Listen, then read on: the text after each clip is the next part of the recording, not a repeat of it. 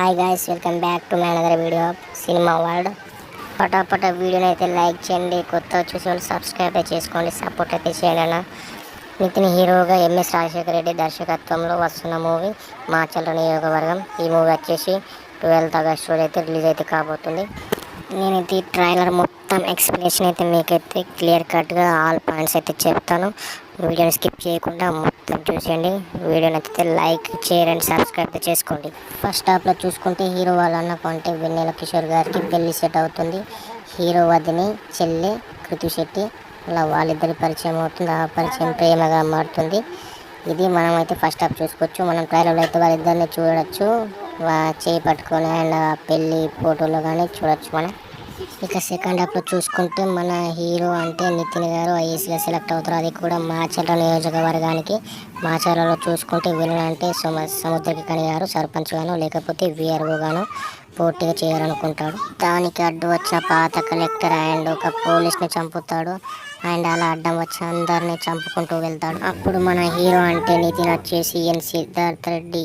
ఈ మూవీలో నితిన్ పేరు వచ్చేసి ఎన్ సిద్ధార్థ్ రెడ్డి. మనమైతే టైటిల్ అయితే చూసుకోవచ్చు. అక్కడ నితిన్ అయితే కూర్చుంటాడు మన ఐఏఎస్ సీట్లో. తనకు పోటీగా నిలిచిన వారిని అందరినీ చంపేసి ఎలక్షన్ లేకుండా చేసి గెలుస్తాడు. ఈ విషయం తెలుసుకున్న హీరో మళ్ళీ ఎలక్షన్ పెడతాడు. అతనికి పోటీగా తనకు తెలిసిన వ్యక్తిని నిలబెడతాడు. ఆ వ్యక్తిని హీరో అండ్ హీరోయిన్ హెల్ప్ చేస్తారు.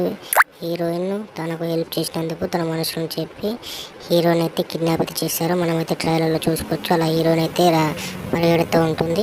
ఎలక్షన్ జరగకుండా అండ్ అతనికి పోటీగా నిలిచిన వ్యక్తిని ప్రూఫ్స్ లేకుండా చంపేసి ఎలక్షన్ని ఆపించేసి మళ్ళీ విలన్ అయితే గెలుస్తాడు.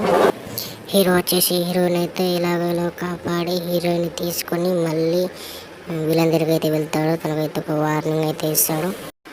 మనమైతే ట్రైలర్లో చూసుకోవచ్చు. హీరోని అయితే కార్లో మనం చూడొచ్చు, క్లియర్గా చూడొచ్చు. కార్లో అయితే మన హీరోని కాల్ అయితే కనిపిస్తుంది. రాజప్ప అయితే ఎన్నికలు అయితే గెలిచాడు. మనమైతే ఇక్కడ వీడియో అయితే చూసుకోవచ్చు, క్లియర్గా అయితే కనిపిస్తుంది. ఇతనైతే మన విలన్కి అయితే దండం అయితే పెడుతున్నాడు.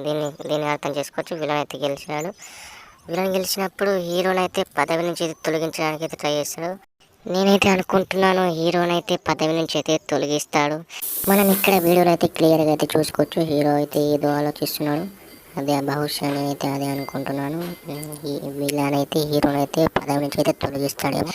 క్లైమాక్స్లో చూసుకుంటే హీరో అయితే మన విలన్ యొక్క ఛాంపియన్ని ప్రూఫ్ తీసుకొచ్చి విలన్ అయితే మొత్తం అతని పదవి పోయేలా చేసి మళ్ళీ హీరో పదవికి ఎక్కుతాడు. ఇదే నాకు తెలిసి ఇదే క్లైమాక్స్ అయితే అవుతుంది.